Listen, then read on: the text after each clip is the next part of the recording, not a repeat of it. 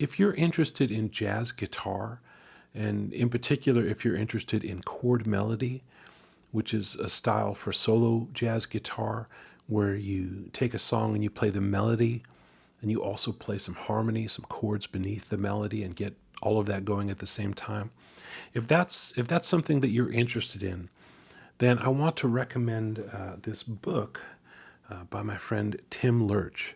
It's called The Melodic Jazz Guitar Chord Dictionary. What I really like about this book is that it is organized in a way that's quite different from any other chord dictionary that I've seen. Mostly, when you have a chord dictionary, they tend to either be organized by root, like here's C major, here's C minor, here's C diminished, here's C augmented, here's C7, and so on, or organized by quality. Here's a bunch of pages of major 7 type chords. Here's a bunch of pages of minor 7 type chords, and so on. What Tim did that I think really makes this a different sort of book is that it's organized by melody, by the melody note on top of the chord. So, for example, if you wanted to play C major 7 and you wanted to have E as the melody note, that's the third of the chord, you could find several options for that specific situation. If you're wondering how that could be useful in practice, I want to show you. So we're going to take this tune, Someday My Prince Will Come. Maybe you know it. This is a page out of the real book.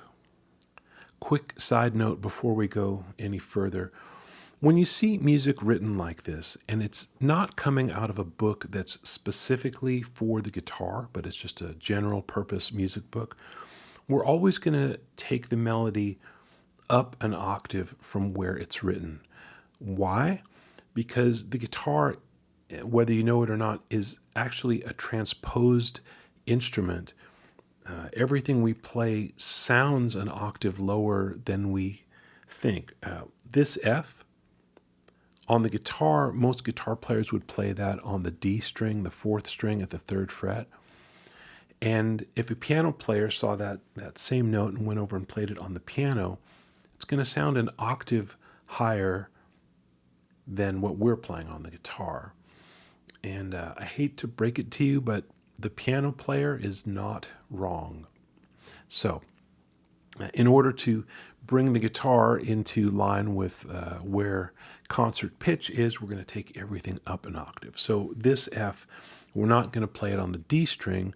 We're going to either play it first string, first fret, or second string, sixth fret. There's other places you could play it, but let's start there. Now, you need to know a little bit of music theory to follow along here, but it's nothing too advanced. We want to figure out this F, what does it have to do with B flat major 7th? Well, it turns out it's the 5th. B flat, C, D, E flat, F.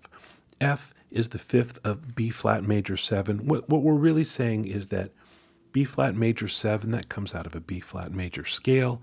What is the 5th note of that scale? It's F. So you could look at this, and through the lens of Tim's book, you would want to say that this is a major type of chord with the 5th on top, and then we're going to have to decide which string we want to play it on. So let's say we'll play it on the second string, that's at the 6th fret. If we keep going, the next note is B flat. Remember, we want to take it up an octave. What does B flat have to do with D7 sharp 5? Well, B flat is the sharp 5.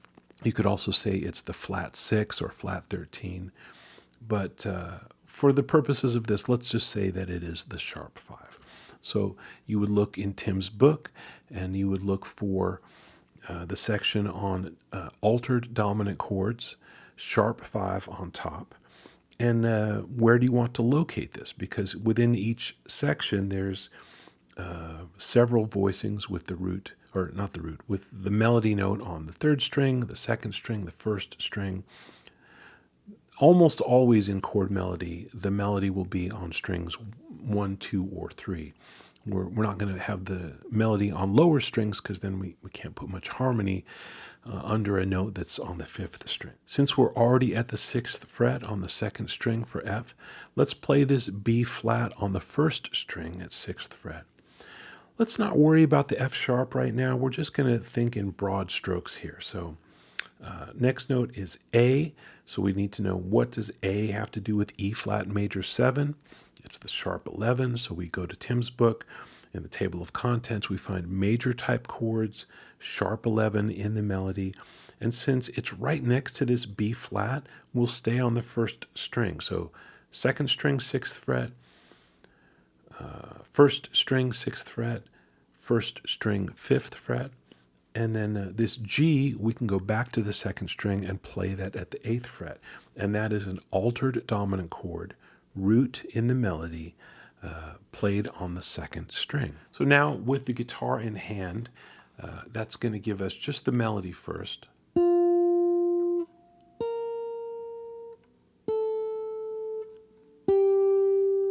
Now I'm going to show you 3 examples using these 4 bars, the first 4 bars of Someday My Prince Will Come, with all with voicings that I got right out of Tim Lerch's book, following the same process that I showed you.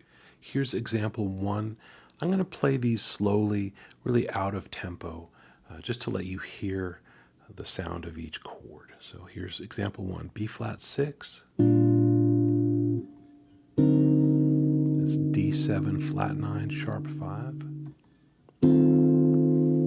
E flat major 13 sharp 11. G7 sharp 5 over F. It just means that F is the lowest note. So one more time.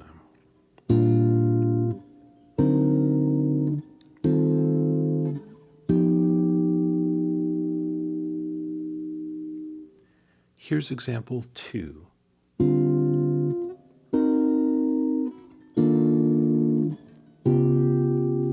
little spicy. So this is B flat 6 9. D7 flat 9 sharp 5 over C. If it's hard for you to hear this as a D chord, maybe let your pinky off so you can hear that D. Or you can grab it down here. We don't want to play it when we're playing the example, but if it helps you get centered with what the real sound of that is, that's fine. And then, I don't know if you can see, but I'm actually getting my first finger in 2 different frets here. This is E flat at the 6th fret, A at the 5th fret.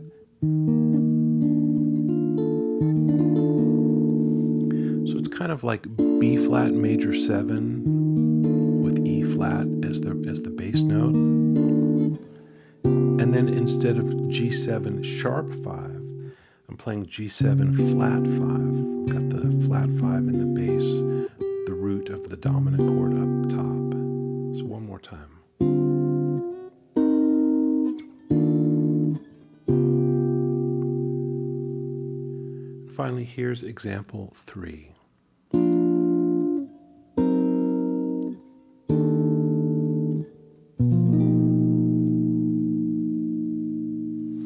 Starts off very plain, just B flat, no extensions or color. Then D7 flat 9 sharp 5 over F sharp. So you could sort of think of it coming out of this grip, but we're leaving the bass note off just because. If you want to hear it, you can play it. And then this E flat major 7, again with this slant finger. So it's just like your basic E flat major 7, but with the sharp 11 up high. And this G7, I'm flattening out my middle finger across 3 strings and then getting the G up here with my ring. There might be another way to play that. This is the most comfortable for my hands. Comfort is relative. So that's how I would use this book and how I recommend that you use it would be to pick a tune or a piece of a tune and try some things out, see what works. I made those 3 exercises pretty quickly. If I wanted to spend a little more time, I might find that, oh, actually, the second voicing in example 1, maybe that voice leads better going into, the third chord in the third example, or you know what I mean? Like, you could try mixing and matching. I didn't fuss with it too much. I just wanted to move quickly and make some music, which I think is a good way to do anything, especially if you're feeling stuck. Just do something, and you can always go back and make it better. But if you have nothing, you can't make nothing better. You have to have something. So I made these examples. I might go back and work on them some more, or find some other voicings from the book that hang together in a way that I like more, or maybe not. Maybe I just got lucky, and it's perfect as is. That's always a possibility. I think this book works great as a resource, something to keep on the shelf that you can turn to when you're looking for something specific. It's also a way that I would like you to think, to actually organize chords in your mind so that you think of them from the melody down rather than from the bass or root up. One of my students is working on Wes Montgomery's arrangement of The Days of Wine and Roses. A couple bars in, there is this chord, which in the book is listed as, I think, E flat major 7 sharp 11, and it's got the B flat and the bass. And he found that chord really hard to play, and so he looked either in a chord dictionary or online, I'm not sure where, and found some other ways to play E flat major 7 sharp 11. So I think one of them might have been this. I think one of them was this. And they didn't sound good to him, and they don't sound really great to me either. I mean, out of context, they sound fine, but what he was missing is exactly the point of what this book is all about, which is that he wasn't keeping the melody note on top. Just looking for an alternate E flat major 7 sharp 11 voicing isn't going to get you anywhere near to that. So if you see a chord in a book or a transcription that you can't play, try leaving the lowest note off. Well, you might say, well, why didn't Wes leave that off? Well, if you think about his technique, it's with his thumb. Doing this lets him get a big sound with just, I don't know if you can see that, but just going across the strings. Otherwise, you know what I mean? He can't skip strings, really. He's got to play something kind of physically big to do this, even though the A string is being muted. Right? So you can always, in practice, leave that note off, or you could play maybe just the 2 outside notes if your technique allows you to do that.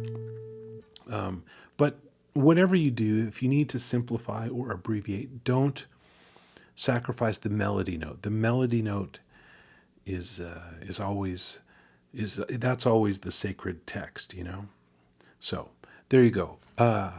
Check out Tim's book. Think about the way that you organize chords in your mind, and think about what you might need to adjust to your own limitations if you're working on something from a book or a transcription that you're having a hard time with. Do you have a favorite chord book? If you do, I would love to know about it. Please leave it in the comment section down below. And of course, if you enjoy this channel, make sure to like, subscribe, get yourself a t-shirt or a coffee mug to help support the channel. I appreciate you.